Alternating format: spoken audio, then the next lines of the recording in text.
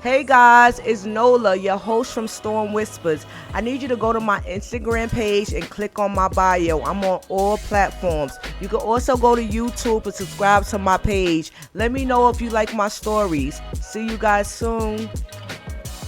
She has something to say.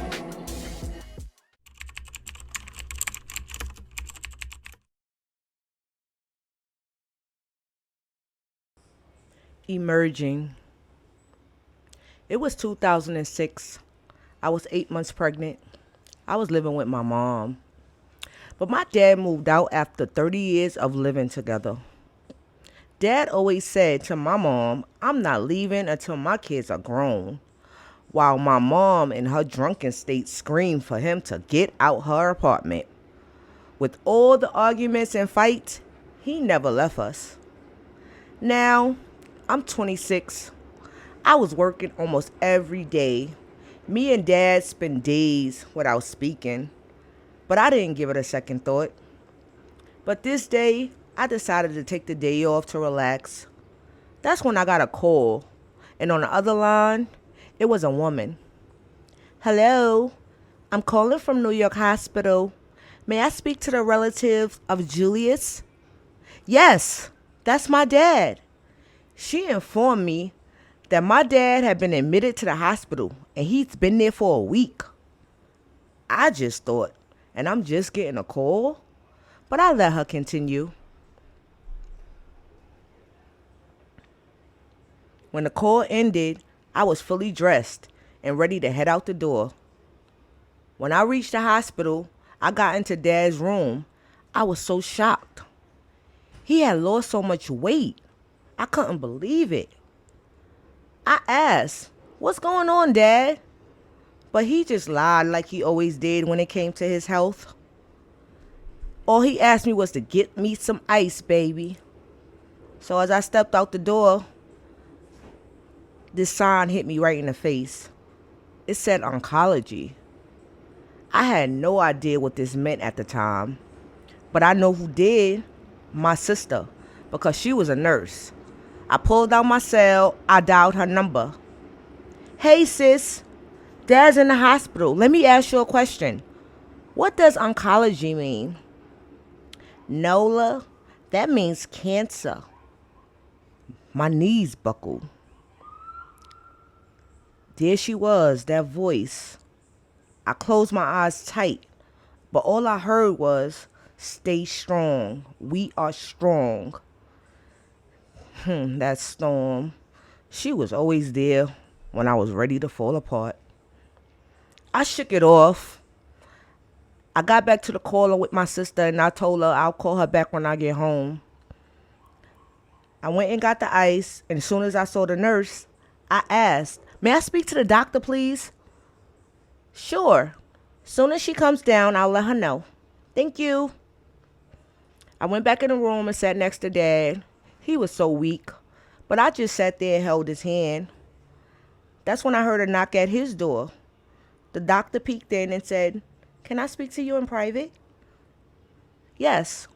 As we walked to the waiting area, that's when I immediately turned to her. And I said, what's wrong with my dad? The doctor stated, Julius is very sick. He has cancer, and it's progressing fast. He needs someone to bring him to his chemo treatments. I was stuck. I'm not sure why, but I didn't ask the question that was running through my head. That little girl, that voice, all I heard was, is my daddy gonna die? But I had to shake it off. And I just listened and nodded to the doctor. At this point, Storm had a hold on me. I had slipped in the back of my mind. Whether it was hurt or guilt, it really didn't matter. Storm took the lead again. She feared nothing. But as I sat with Dad for a little while longer, I didn't say anything about what the doctor said. We just sat and talked and laughed about old times. I told him I'll be back in a couple of days to pick him up, and I will call him later. I got his phone connected and a TV set up for him to watch. After a few days, I picked up Dad from the hospital and I took him home. I prepared him some homemade soup. I was exhausted. This pregnancy had been tough on me, but that's another story to tell. I checked on Dad almost every day. I reached out to everyone for help, but unfortunately, no one stepped up. I even reached out to his brother and spoke to his wife, though it was awkward since I haven't spoken to them in many years. However, I informed my Uncle Harold about the situation with Dad, and he promised to help.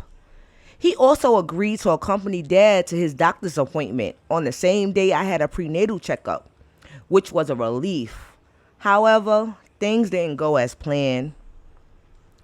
Later that day, I tried calling, but no one answered Dad's phone. And the same thing happened when I tried Uncle Harold's line. But I just figured it's been a long day.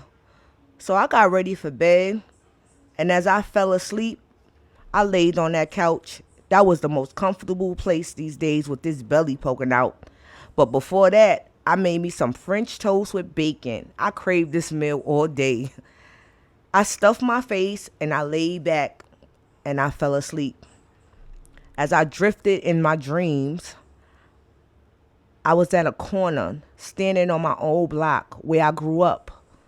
And I saw an old crackhead leaning on the side of the store. When I was little, this guy always was there. That's when I saw Dad across the street. He was laying on the ground.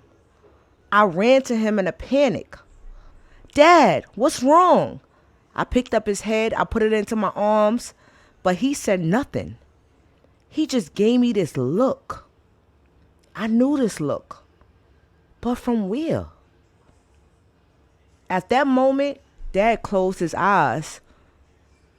The feeling I had was like shaking inside of me, and the bricks was breaking. I was trembling inside. Dad, he passed away right in my embrace. I jumped out my sleep, tears streaming down my face.